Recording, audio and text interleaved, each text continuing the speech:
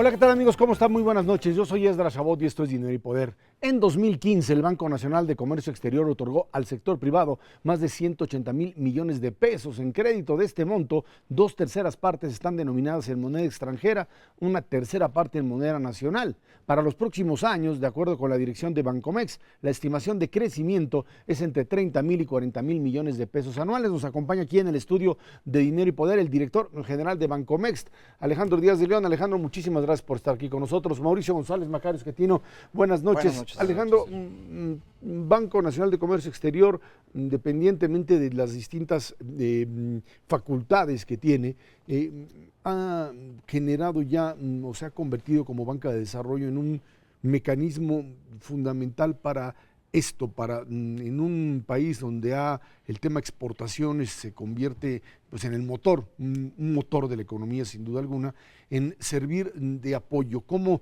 funciona esto? ¿Cómo ha crecido? ¿Hasta dónde se puede llegar? Un gusto estar contigo. ¿Qué tal? Como tú señalas, el nicho que debe de cubrir Bancomext es muy claro. Es el sector exportador y que también genere algún tipo de captación de divisas, como pueden ser los servicios. Y ahí es en este concepto donde entra, por ejemplo, sectores como el turismo. Bancomext se define y se ve a sí mismo como el banco que debe ser el aliado de todas las empresas mexicanas que busquen incrementar su capacidad productiva en el sector de exportador. Es en este nicho donde sentimos que la economía no solo ha tenido importantes tasas de crecimiento, sino una ganancia en productividad significativa, sino el potencial es muy grande. Cuando vemos un poco el entorno global adverso en el que estamos inmersos y vemos el ajuste de los tipos de cambio que se ha dado, México le tiene una ventaja importante a muchos otros países que se enfocaron en un modelo de exportación basado más en materias primas y mucho menos en manufactura. La economía mexicana claramente tiene ese beneficio. Ahora, no podemos ser complacientes. Muchos de estos países que han visto este modelo de materia prima agotarse van a tratar de exportar en manufacturas. Tenemos una ventaja, hemos arrancado antes que ellos, nos hemos consolidado como una base exportadora muy significativa. Y Bancomext va a apoyar a todas las empresas mexicanas que tengan proyectos que incrementen su capacidad productiva en la materia de exportación. ¿Hasta dónde empresas mexicanas de exportación se apoyan en Bancomext? ¿Es un eje fundamental? ¿Es algo que todavía no se consolida? ¿Por dónde van? Son más de 5,000 empresas las que apoyamos, que exportan. Tenemos presencia en una amplia gama de sectores y de nichos. Por ejemplo, en el automotriz, maquilador, naves industriales, en el de turismo. Y realmente estamos jugando un rol que podríamos decir que es aún más estratégico que antes, porque ahora la banca comercial, por cuestiones hasta de índole regulatoria, tiene cada vez menos apetito por el riesgo construcción y los primeros años en los cuales se estabilizan los proyectos. Entonces, el nicho para la banca de desarrollo, en particular para Bancomext, en estos proyectos de inversión es clave. Y una historia, un ejemplo lo ilustra bien. En muchos de los hoteles en los que hemos estado apoyando, no hay otro financiamiento más que el nuestro. Cuando pasan 2 o 3 años empiezan a estabilizar estos flujos hoteleros, ya es atractivo para la banca comercial y la banca entra con un refinanciamiento. Esto nos permite entrar en la parte inicial de los proyectos, desarrollarlos, estabilizarlos y después habrá oportunidades de refinanciamiento y nos volvemos a concentrar en nuevos proyectos. Mauricio.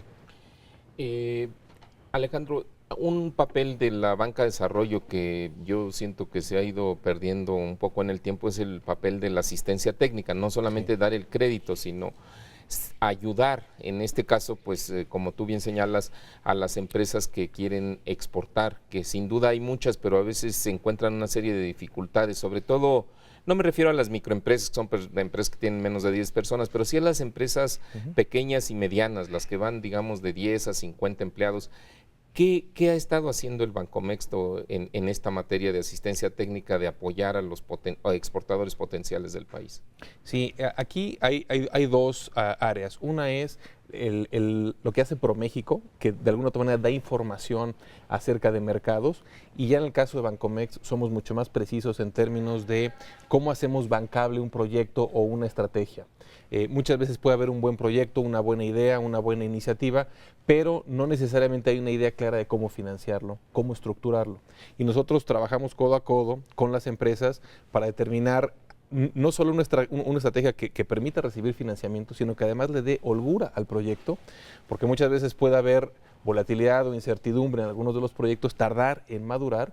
Y si el proyecto se financia de una manera muy ahogada o muy estrecha, al primer contratiempo puede que empiecen los problemas. Entonces, en ese sentido, dado también que Bancomext puede acompañar en términos tanto de moneda como de plazo del crédito de una mejor manera a los propios flujos del proyecto, podemos ayudarlos a estructurarlo de una mejor manera y que sean más exitosos. Ahora, ¿cómo funciona? Que cualquier persona que tenga una idea se acerca al banco y lo atienden así, o dan seminarios, o hacen alguna promoción. Básicamente tenemos dos tipos de línea de negocio, de trabajo. Una es con las empresas grandes y la otra es con las pequeñas y medianas. Y básicamente la línea es a partir de $3 millones el financiamiento. En la parte de empresas grandes tenemos 7 sectores estratégicos, 3 regiones y básicamente atendemos una amplia gama de empresas en el sector. En la parte de fomento lo hacemos a través de bancos comerciales y también de intermediarios financieros no bancarios. Y tenemos 2 tipos de productos. Uno es el fondeo, digamos, de segundo piso, y la otra es las garantías tipo INADEM, que son básicamente un producto de contragarantía para reducir el riesgo y que la banca comercial pueda dar ese tipo de financiamiento. En cuanto a seminarios y cuestiones de este tipo, un ejemplo muy claro es el contacto que se ha tenido con Medio Oriente en las últimas semanas.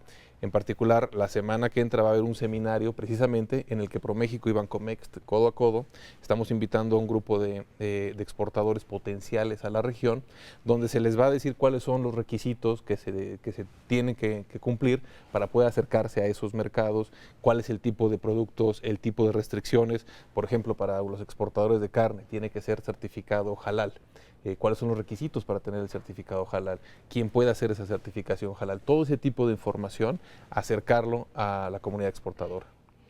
Ahorita, el señor director, que comentaba respecto a esta exportación de ganado con características especiales, no solamente estamos exportando mucho en general, sino que hemos tenido también un crecimiento, creo yo, significativo en el sector agropecuario, en las exportaciones, jitomate, aguacate, ganado.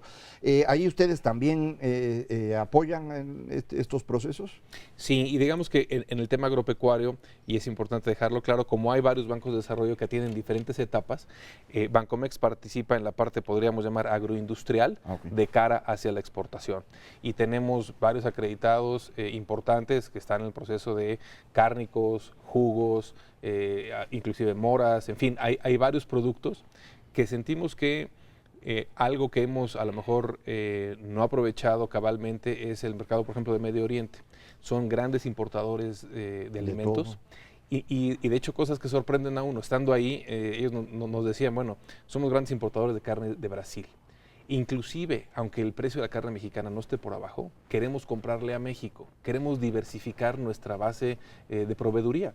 Para ellos es un tema de seguridad nacional el que tengan una base amplia y diversificada de importadores, a quién comprarle. Esto a lo mejor estamos muy acostumbrados a pensar de que pues, si no compites vía precios no existe el mercado para ti en ese lugar, y aquí es diferente, y además tienen o suelen pagar márgenes más elevados. Ahora, el tema del tipo de cambio, los movimientos que se han dado ya desde hace más de un año, ¿cómo han afectado? Por un lado, por supuesto, la expansión de exportación, pero el tema pues, del pago de créditos, de no caer en lo que sería cartera vencida. Sí, diría dos elementos. Uno es, nosotros damos financiamiento y como tú señalabas al principio, en moneda extranjera tenemos 2/3 partes del portafolio y una tercera en parte en pesos, y lo hacemos así siempre y cuando calce adecuadamente con los flujos que va a recibir el exportador. En ese sentido, mitigamos el riesgo cambiario de una manera considerable, y diría que ahorita estamos enfrentando un reto y una oportunidad. La fortaleza del dólar ha debilitado un poco el dinamismo de la actividad de producción industrial y manufacturera, en particular en Estados Unidos. Eso en el muy corto plazo pues tiene un impacto negativo sobre la plataforma de exportación y manufacturera mexicana, pero en el mediano plazo la depreciación del tipo de cambio hace muy atractivo que algunas de estas empresas radiquen un porcentaje mayor de su producción en México, y ese es uno de los grandes retos que tenemos. ¿Cómo incrementamos un porcentaje mayor del valor agregado asociado a la exportación en México? Ahorita que hablaba sobre turismo hace un momento y cómo apoyan el arranque de los hoteles, hotelería ha crecido en México, lo que INEGI llama alojamiento temporal, tiene un crecimiento notorio, pero la comida no, la preparación de comidas ha venido cayendo. ¿Existe la posibilidad en lugares turísticos de que ustedes apoyaran el desarrollo de restaurantes o de otro tipo de servicios que se le pueden vender a los turistas? Sí, y de hecho en estas dos áreas de negocio que tenemos, que es la de banca de empresas y la de pequeñas y medianas empresas, en esta hay una amplia diversidad y de hecho estamos trabajando de manera muy cercana con la Secretaría de Turismo también para acercar el crédito no solo a estos grandes desarrolladores de 400 llaves, etcétera, que son muy importantes para el país y han sido muy buenas inversiones, sino también a los pequeños hoteles, que muchas veces no han tenido acceso a financiamiento y que quieren acondicionar o mejorar su oferta hotelera y estamos trabajando codo a codo y pronto habrá noticias al respecto. Bueno. Oye, Alejandro, hemos hecho mucho énfasis en la parte de exportación y esta es una actividad muy importante, pero también la importación es una actividad importante y necesaria sobre todo para ampliar la planta productiva en nuestro país. Hay hay varios miles de millones de dólares de importaciones de maquinaria y equipo que se hacen cada año en México. Ustedes también están enfocados, pueden ayudar a las empresas a conseguirles financiamiento en mejores condiciones que lo que a veces les ofrecen, ¿no? Del otro lado de la frontera. Este punto es importantísimo porque normalmente nos concentramos mucho en la parte de exportación y no a veces lo vemos de manera integral en cómo facilitamos también la importación de bienes de capital que hagan a la economía más productiva. El día de hoy, justo en la mañana, tuve una reunión con Alessandro Castellanos, que es el director general de SACE, que es la agencia de promoción a la exportación italiana, y justamente estamos viendo cómo podemos hacer un mejor vínculo para poder utilizar parte de los beneficios que ellos ofrecen cuando se adquieren bienes de capital italianos o europeos y poder bajar el costo de financiamiento de las empresas mexicanas y poder hacerse de estos bienes de capital. Sentimos que es un nicho el cual no se ha explotado adecuadamente y podemos mejorar en mucho las condiciones de financiamiento para aquellas empresas que quieren importar bienes de capital. Ahorita que presentaba Ezra, comentaba que fueron el año pasado 180,000 millones de pesos, el equivalente, y ahora serían 30,000 más, pero a la hora que lo veo uno en dólares, pues eran 12,000 millones de dólares y van a seguir siendo 12,000 con todo y que el aumento no se sentirá golpeado un poco el sector porque no crezca el apoyo. El apoyo va a crecer y va a seguir creciendo, y inclusive medido en dólares el incremento en los últimos 3 años, pasamos de una cartera de 4,300 millones de dólares a más de 7,000 medido en dólares, o sea, sí ha habido una derrama. Y yo lo que diría es, estamos enfocados además en detonar cartera, no necesariamente en que se quede todo el tiempo dentro de nuestro balance. Por eso destacaba que venimos los prepagos, ya una vez que los proyectos están echados a andar, nos permite seguir otorgando nuevos créditos. Y eso nos va a empezar a acostumbrar a que no veamos nada más el tamaño del balance como la métrica adecuada de qué tanto impulsamos y estuvimos promoviendo al sector, sino también la rotación del activo. Y sentimos que es muy importante porque a lo mejor estamos acostumbrados un poco a crecer un poco orgánicamente y que el balance sea el que refleja todo lo que se hace, pero también para no tener un balance que crece demasiado y que exponga demasiado inclusive la captación. Si le damos rotación, creemos que podemos ser más eficientes. Cartera vencida, problema ninguno. Ninguno, la cartera vencida es muy baja, en el año cerró con 0.5% de la cartera vencida. Los niveles de crecimiento económico del país, digamos, todavía limitados, ¿esto puede de alguna manera servir de detonador? ¿Hasta dónde esto detona crecimiento? ¿Hasta dónde de verdad esto genera un impulso en ese sentido? Sentimos que el rol del sector externo en México ha sido fundamental para detonar y propiciar un mayor crecimiento. Como todo, siempre hay ciclos económicos y factores muy diversos sobre la tasa de crecimiento de la economía, pero en cuanto al sector exportador y en particular manufacturero, y también de turismo, el turismo ha tenido un crecimiento muy importante. Y eso no se podría explicar si no acompañamos con una oferta turística de calidad y que vaya consolidando nuestros destinos que cada vez son más recorridos y mejor apreciados en el exterior. Y con infraestructura que, pues usted sabe, ese tema quizá todavía no le entra, no es su área, pero si no se conecta con ello, pues difícilmente se puede crecer, ¿no? Hay una relación muy estrecha con Banobras a fin de poder acompañar el incremento en la oferta hotelera junto con una mayor conectividad conectividad, mejoras en las carreteras, y esto es lo que permite que no esté primero el hotel antes de que esté la conectividad y tengamos un problema también, ¿no? Así es como estamos. Alejandro Díaz de León, director del Banco Nacional de Comercio Exterior, muchísimas gracias por estar aquí con nosotros. Al contrario, un gusto. Gracias. Vámonos a una pausa. Esto es Dinero y Poder.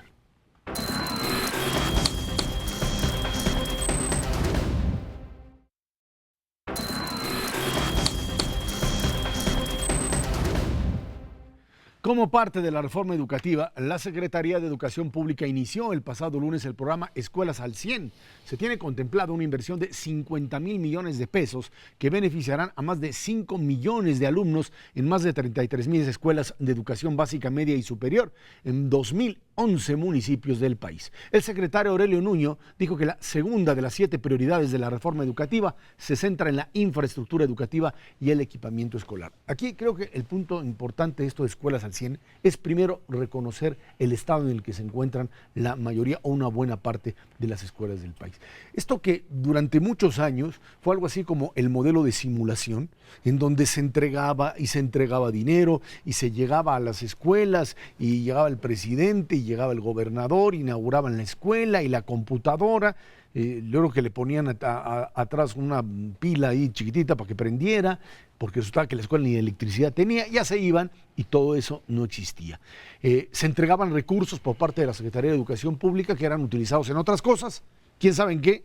A lo mejor en estos procesos de acumulación originaria del capital del gobernador, que es la forma en la que han venido de alguna manera pues ascendiendo en la escala social los gobernadores.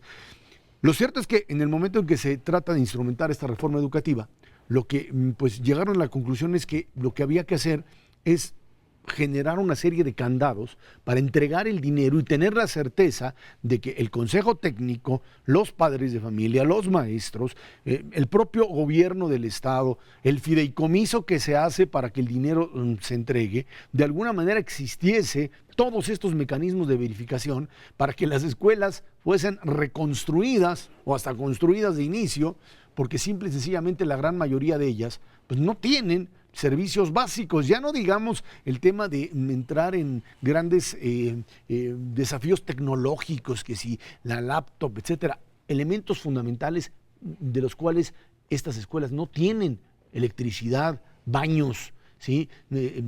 Formas, digamos, fundamentales para las cuales tener que actuar para de alguna manera componer lo que hasta ahora no ha funcionado. Y creo que esto es lo que ha hecho ahora el secretario de Educación, ir con cada gobernador a decirle: aquí está el dinero, esto se va a hacer así y me tienes que entregar de alguna manera no solamente el papelito, sino las escuelas ya funcionan.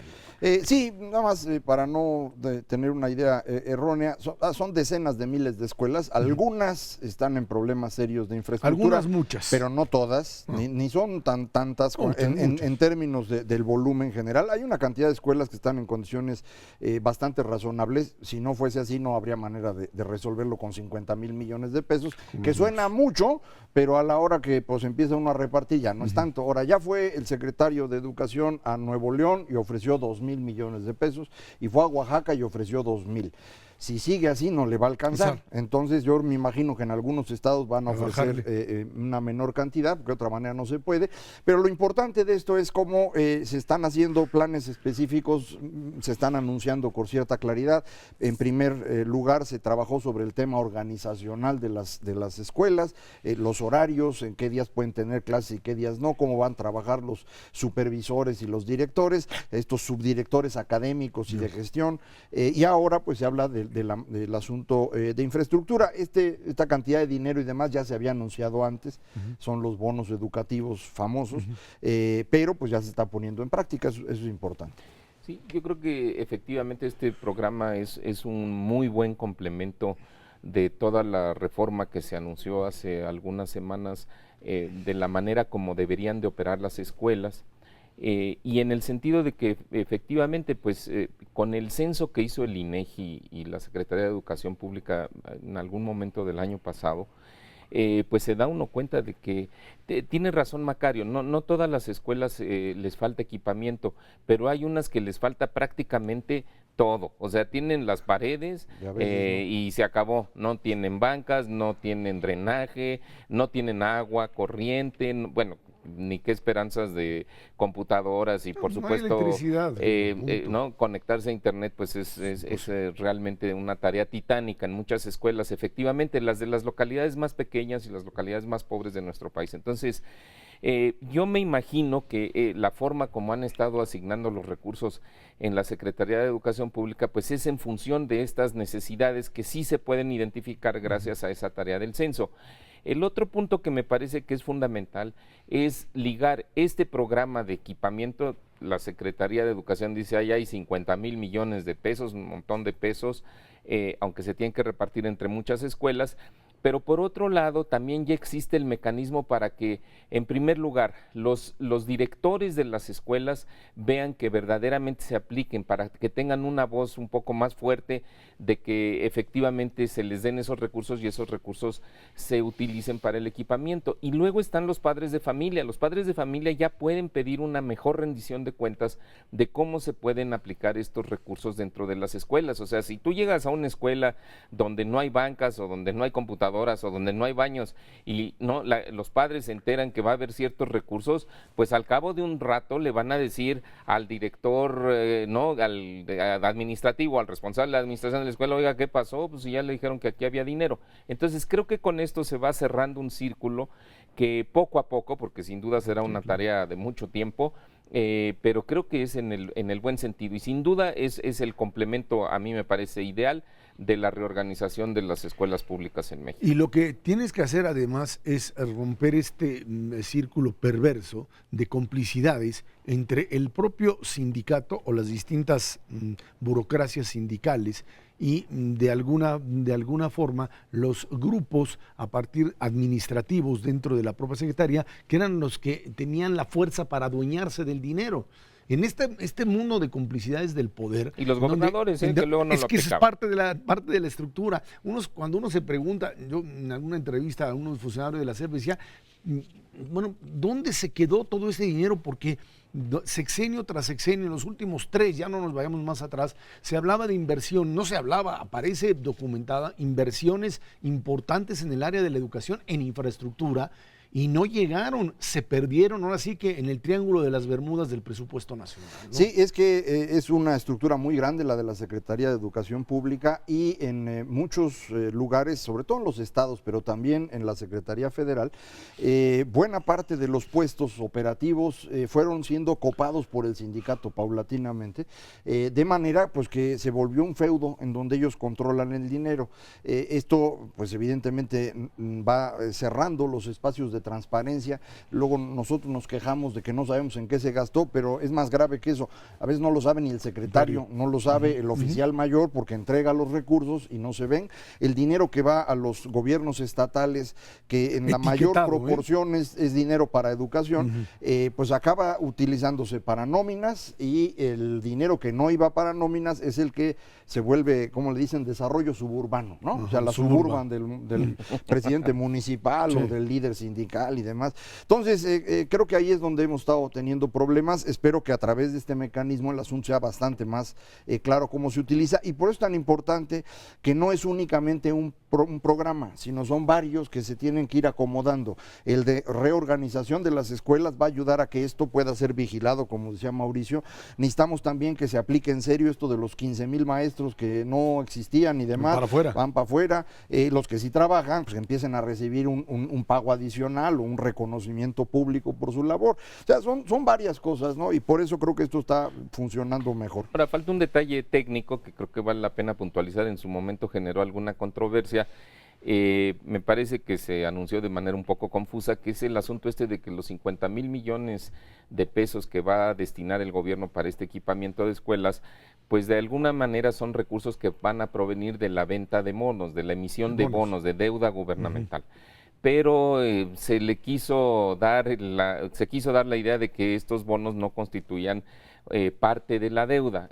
Bueno, aquí vale la pena que destacar que sí son deuda pública porque sin duda es una obligación que va a tener el gobierno federal frente a los acreedores, pero que es una deuda que como se tiene previsto, pues está bien aplicada, o sea, no toda la deuda tiene que tener la deuda pública tiene que tener una fuente de ingreso o de recuperación. Claro. Mientras sirva, en este caso, su propósito, que es tener escuelas donde los niños puedan aprender mejor porque están mejor equipadas, pues esa es la idea, esa es la finalidad. Entonces yo creo que tampoco hay que, digamos, avergonzarse de llamarle a esto por su nombre, que es los bonos de la SEP para este propósito son deuda pública, pero los están aplicando adecuadamente. Ahora, el otro punto es que se trata, lo que tú decías, Macario, de un mecanismo que va a tener que utilizar distintos elementos para ir avanzando en la reforma educativa. La evaluación que ya se hizo, la reconstrucción de escuelas, de muchas escuelas que están en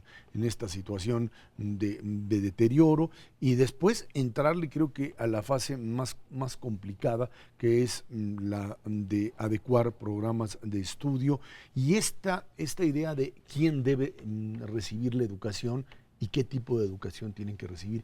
Y esto porque pues empieza de repente a darse esta lógica de que gobernadores o jefes de gobierno de la Ciudad de México impulsan la idea de educación universitaria para todos.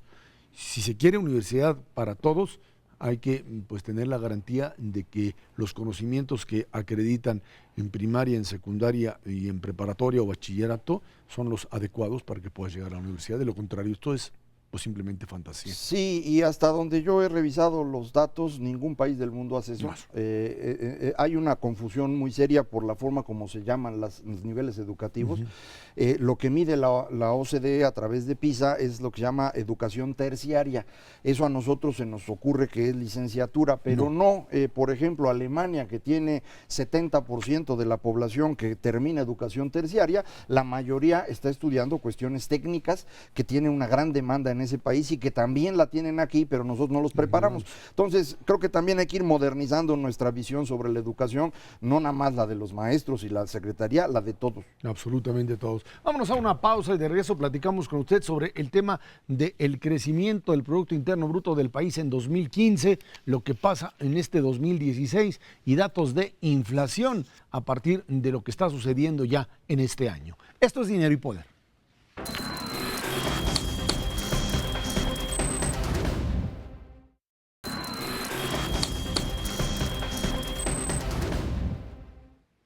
En 2015 la economía de México creció 2.5%. El dato está, por supuesto, en lo estimado, lo que la propia Secretaría de Hacienda suponía que podía crecer el país, 2 y 2.8, le fueron ajustando para que finalmente se llegara a esto.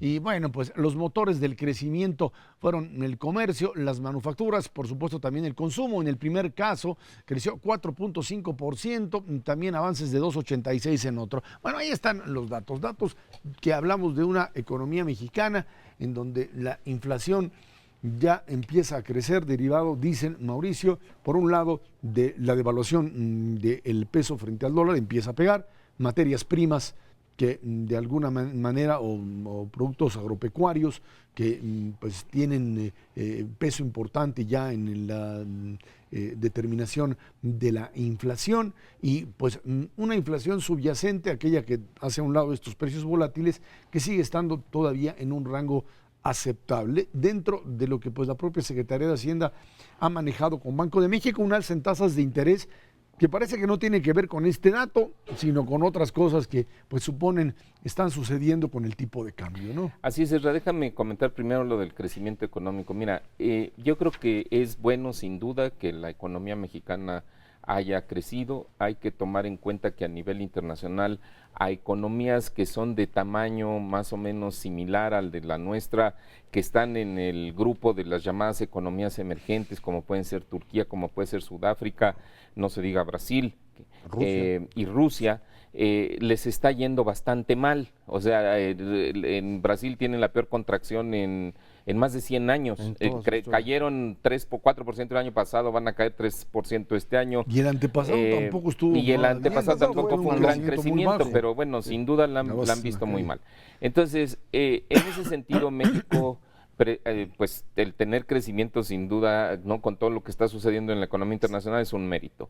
Segundo, si lo vemos respecto a nuestra propia historia, pues no es un gran crecimiento, porque es una tasa de crecimiento del 2,5% que se ubica una vez más por debajo del potencial de crecimiento de la economía mexicana. El potencial de crecimiento de esta economía está documentado en muchos estudios académicos muy serios, es del 3%. Con los recursos humanos, naturales, financieros y demás que tenemos en el país, deberíamos de crecer por lo menos eso. Y no lo hicimos. Y no lo hemos hecho en el 2012, ni en el 2013, ni en el 2014, ni en el 2015. Entonces, pues ya hay un problema que ya no es de coyuntura, ya es un problema que se va repitiendo por varios años. En cuanto al motor del crecimiento, lo que tú mencionabas, lo que nos ha mantenido creciendo, pues es el consumo privado, y eso es muy bueno. El consumo representa 60% de la demanda de bienes y servicios, y el consumo está creciendo porque hay más empleo nuevo, gente que antes no tenía ingreso y ahora lo tiene, una inflación muy baja, y es donde está el valor de tener una inflación baja, que muchas personas piensan, no, pues ese es dogmatismo de los financieros y de los funcionarios de Banco de México y de algunos funcionarios hacendarios. No es ningún dogmatismo, es que cuando la inflación es baja, el poder de compra de los salarios es mayor, y cuando eso es mayor, pues hay más demanda de bienes y servicios, y eso ayuda a que la economía tenga un cierto impulso. Entonces creo que eso es positivo. También ha ayudado mucho el crédito ha estado fluyendo, crédito bancario sobre todo, fluyendo de mejor manera, y eso mantiene el consumo, sobre todo bienes durables. Yo veo que esa situación no solamente no va a minorar, sino que se va a mejorar en los próximos meses. Los bancos están saliendo con campañas pues muy activas para colocación de crédito. Entonces, en general yo te diría, bueno, este año pues también las dificultades internacionales son muchas. Probablemente vamos a tener un año de crecimiento muy parecido o ligeramente inferior al del año pasado, desafortunadamente, pero bueno, ahí seguimos en el camino. Nada más una última observación, para que vean el público lo que nos cuesta a veces las dificultades del entorno internacional. La caída de los precios del petróleo del año pasado, no las que llevamos este año, más sumada a la disminución del volumen de crudo, que pues, se redujo más o menos en 6% el año pasado, le costó a México más o menos medio punto porcentual de crecimiento del PIB. O sea, si no se hubieran dado esos problemas, el crecimiento hubiera sido de 3 o un poquito más. Que es el potencial, como decía Mauricio. Entonces, la pérdida es porque estamos perdiendo potencial, porque no estamos produciendo petróleo, porque ya se acabó el que era fácil, y el que es difícil, pues no saben cómo sacarlo. Entonces, por eso se hizo la reforma energética, y eso pues ayudará en algo. Este 2.5% de crecimiento de este último año es el mismo ritmo que traemos desde 1993. Es decir, si uno saca el crecimiento promedio de 93 a 2015, en 22 años, en promedio anual 2.5%. Así que pues ya debíamos estarnos acostumbrando, este es el ritmo al que podemos movernos, y esto yo espero que empiece a cambiar gracias a las reformas, que son las reformas dichosas, porque el otro tipo de economía en el que estábamos no nos permitía salir de ahí. ¿Quiénes crecen? Por ejemplo, telecomunicaciones, ha crecido 10% anual promedio en esos 22 años, y es un cambio tecnológico, y es la apertura del sistema de telecomunicaciones en general. Varias cosas que tienen que ver con maquinaria, equipo de cómputo, equipos de video, automóviles, todas estas cosas han estado creciendo, pero hay dos actividades que a mí me parece que es interesante mencionar. Su crecimiento no es muy grande, pero dado el tamaño que tienen, son muy significativas: comercio y agricultura. Aunque uno no se lo imagine, comercio y agricultura son de las que más valor agregado aportan durante estos 22 años, porque son actividades grandotas, y aunque su crecimiento no es espectacular, en el caso de agricultura apenas está arribita del promedio de crecimiento de la economía, en caso del comercio está arriba del 4%. Entonces, creo que esto es bien importante. ¿Por qué crece el comercio? Pues porque la raza compra más. ¿Por qué compra más? Por lo que comentaba Mauricio hace un momento, este consumo que es el que está sirviendo como motor. Esto, insisto, es importante porque todo el mundo dice que la economía mexicana nada más sirve para exportar y el motor interno no funciona. No es cierto. Ahí están los datos y funciona razonablemente bien. A ver, inflación 2.96, el tema de aumento en los precios de productos agropecuarios y el tema de la devaluación del peso mexicano. Mauricio. Así es, Ezra. Bueno, la inflación del año pasado fue de 2.1% en 2015. Es la inflación más baja al consumidor desde que existen registros de esa medición. Sin embargo, ya era esperado por todo mundo, por los analistas nacionales, los extranjeros, los que estamos aquí sentados, los funcionarios del Banco de México y las autoridades de la Secretaría de Hacienda, que no se iba a quedar ahí abajo la inflación al consumidor, y la razón pues es muy clara. Se preveía, y así están en los documentos oficiales de septiembre del año pasado, que la inflación este año se podría ubicar alrededor de un 3%. Esas son las estimaciones oficiales, y algunos analistas decían que podía ser un poco más alta, quizás entre 3 y 3.4%. Bueno, todo pinta que va para allá. Porque decía en 2015 2.1% de inflación, enero de 2016 2.6% de inflación, y ayer que se publica la primera quincena de febrero 2.94%, vamos a decir 3%. Entonces hasta allá está subiendo, sí, pero dentro de lo esperado. ¿Y por qué está subiendo? Hay varios factores, Ezra. El primero y más importante es que ya los precios de los energéticos, que en el 2015 cayeron 14% en promedio en el año, ya no están cayendo a esa velocidad. Y entonces, bueno, pues ya no ayuda a que los precios que se incrementan de otros rubros pues se vean reflejados en una inflación más baja. Entonces, ese es un factor. Y el otro factor es que sí se percibe ya en la economía una presión de crecimiento de precios al nivel de los productores derivada del incremento del tipo de cambio. El año pasado subió el tipo de cambio poco más de 15%, pero los productores tenían un colchón en sus costos de la baja de los precios de los energéticos. Este año ya no se dio. Entonces ya muchos productores en sus precios al mayoreo y sus precios para producción pues básicamente han tenido que ir subiéndolos, los han ajustado, y eso también ya se está empezando a reflejar. Yo te diría que no es algo hasta el momento preocupante. Con las medidas que tomó Hacienda y Banco de México la semana pasada, creo que la inflación se va a mantener alrededor de un 3.4, 3.5%, y eso es más o menos lo que se tenía previsto, no hay ninguna sorpresa. Sí, adicionalmente el Banco de México ha insistido en que ellos van a trabajar sobre su rango en el que están, 3 más menos 1, o sea, entre 2 y 4%, y en el momento que perciban una mayor presión sobre los precios, seguramente volverán a subir su tasa de interés para ir frenando estas presiones. Creo que vamos a tener también ya muy claramente un comportamiento distinto del peso. No estoy diciendo que nos vayamos a regresar a 14 pesos, pero sí se ha estado moviendo ya diferente, porque no es únicamente el subir la tasa. Para mí sigue siendo mucho más importante el anuncio de que se va a controlar el gasto del gobierno, especialmente en Pemex, algo que es una gran señal hacia afuera y que creo que va a ir reduciendo un poco la volatilidad sobre México. Por cierto, mañana hay consejo de administración de Pemex. En ese consejo se va a definir el futuro de Pemex. Y es ahí un está, consejo ahí está importantísimo. Ahí van a decidir cómo van a aplicar esos 100,000 millones de pesos, pero la parte más importante es que nos puedan decir qué están pensando que debería hacer la empresa, qué actividades sí debe tener, cuáles no, cómo van a administrar la salida de personal conforme van jubilándose para no volver a contratar más, en dónde se han dado cuenta que no tiene futuro y pues de una vez hay que ir liquidando a esas partes, cómo vamos a administrar las pensiones, ¿no? de eso, porque las pensiones que pagamos en México ahorita, una cuarta parte viene para nosotros los de la iniciativa privada, 3/4 partes de las pensiones que se pagan van para personal del gobierno.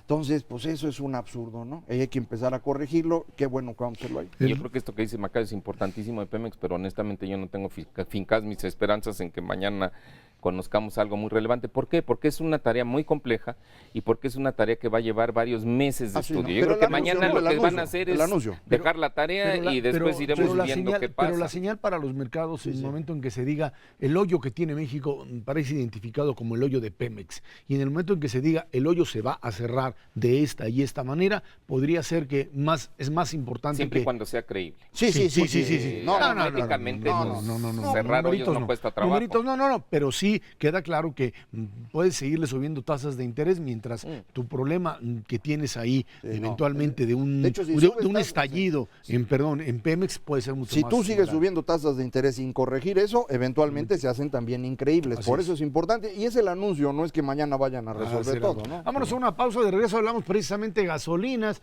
pues se adelanta la posibilidad de importar, a ver qué es lo que sucede en ese rubro. Esto es Dinero y Poder.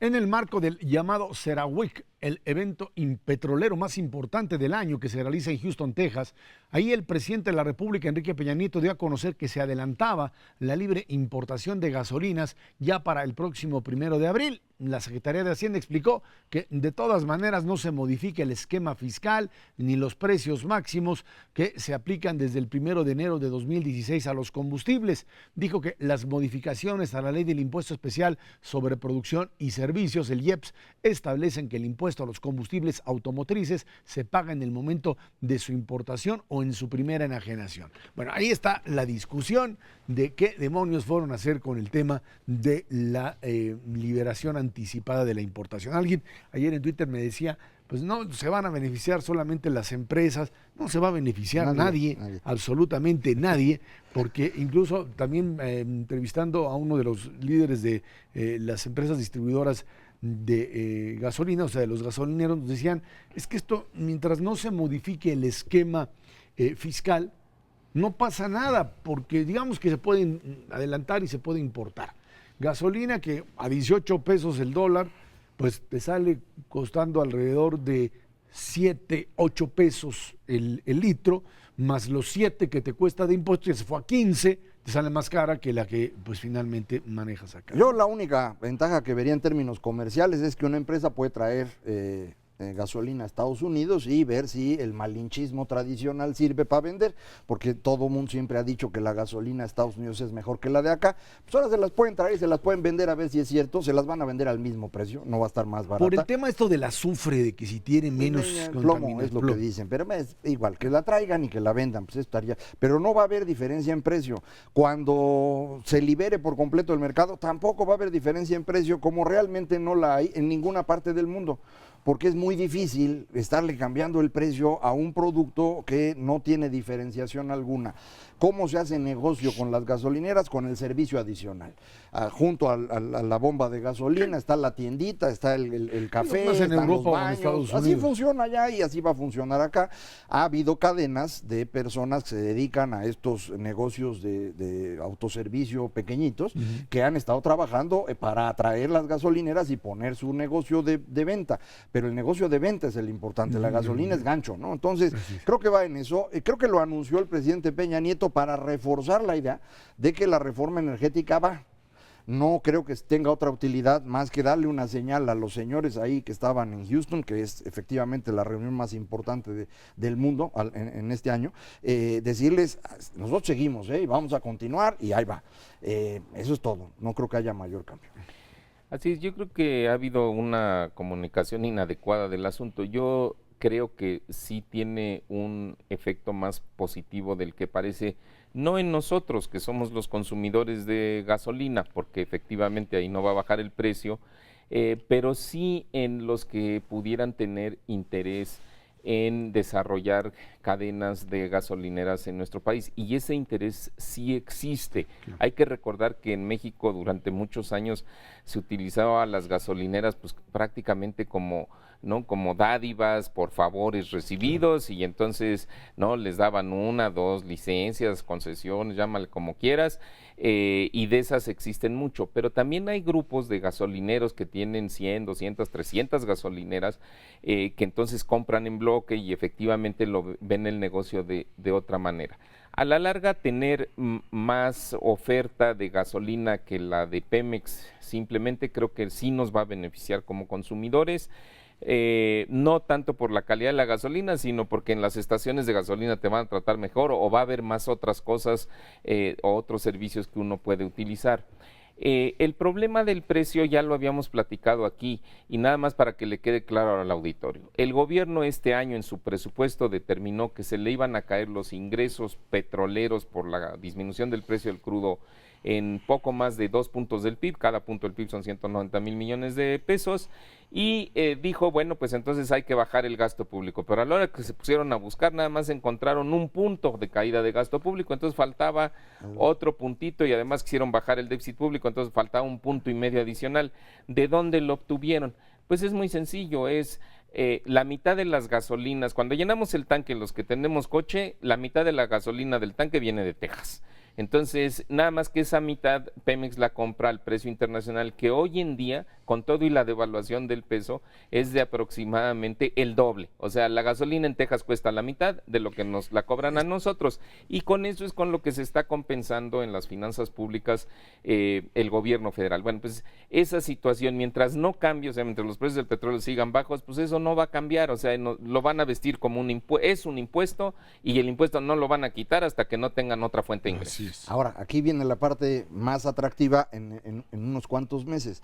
Si tú ya puedes importar gasolina y la empiezan a importar y es más barata, como bien dice Mauricio, pues resulta que las refinerías de México, ¿para qué las tienes, man? Pues sí, hay que Si te cerrarlas, está saliendo más caro, si tú cierras esas refinerías, le puedes vender más barata la gasolina a la gente, recaudar lo mismo porque lo estás haciendo y se acabó el asunto y tienes una reducción de gastos en Pemex importantísima. Entonces, yo creo que lo que hizo el señor Peña Nieto fue liberarle al señor director de Pemex nuevo, José Antonio González, que de hecho habló un rato después de él, ya le abrió el espacio para decir, tú no te preocupes, la parte de refinación Aquí sí la la cerramos. podemos cerrar. Solo refinación pierde 100,000 millones de pesos al año.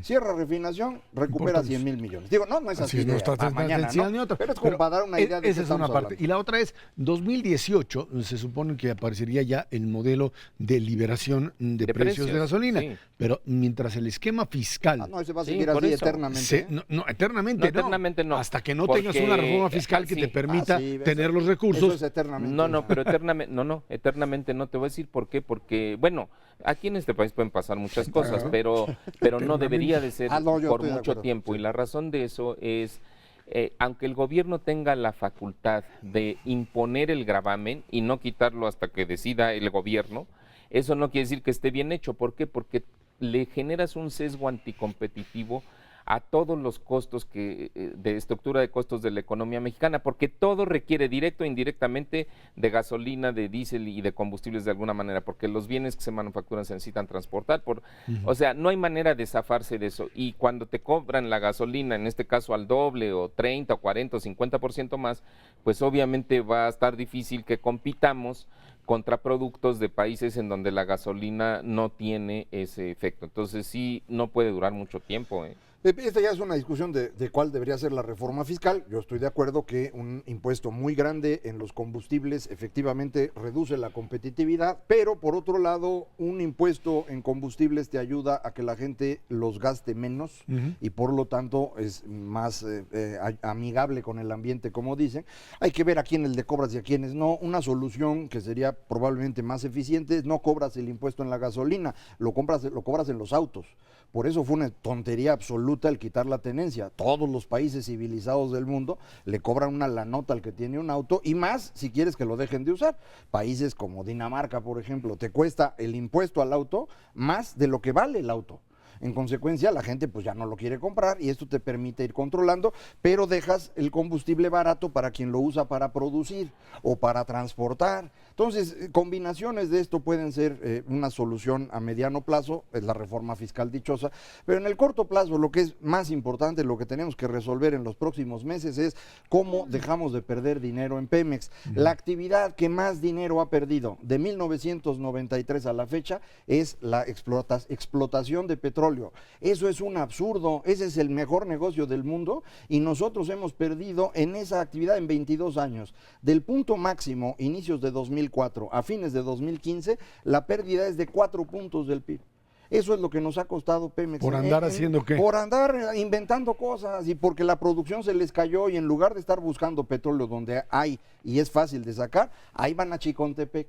Acá se dijo en innumerables ocasiones, Chicontepec no sirve para nada, ahí no puedes sacar petróleo porque son pocitos de 50 barriles diarios, eso no tiene sentido. Para que Chicontepec sirviera tendrían que haber construido la misma cantidad de pozos en Chicontepec que todos los pozos petroleros que hizo México en toda su historia. O sea, no tienen ni idea de lo que estaban hablando. Entonces, qué bueno que ya no van a hacer esas cosas, qué bueno que vamos a empezar a trabajar racionalmente allá adentro, porque sí nos ha costado una fortuna. 0.3 puntos del PIB cada año en los últimos 12, en el último medio punto. Y el tema que hemos mencionado con refinación, que todavía el sexenio pasado con el tema Tula, que fue quizá el acabose. Sí, la de todo refinación eso, no es negocio a nivel internacional. ninguna parte, La mayor sí. parte de las refinerías, pierden. O sea, se refina porque si no, no lo puedes vender, pero no es No, No hay negocio. No hay negocio. No, Y no, las que ya lo tienen, digamos, son aquellas que Y ahí de alguna Texas manera... están ociosas. Exactamente, ahí es donde les funciona por los De hecho, volúmenes que nosotros manejan, ¿no? sobrevivimos por la que tiene Pemex allá, manda y luego vuelve a comprar. Ahí así es como están las cosas. Mauricio González Macarios, que tiene muchas gracias. Gracias a usted que nos ve, nos escucha aquí todos los jueves a las 10 de la noche, Canal 11 Dinero y Poder. Estamos en la radio Noticias MBS en el 102.5 del FM de lunes a viernes de 5 a 7 de la noche. Por nuestra parte, muchas gracias y muy buenas noches.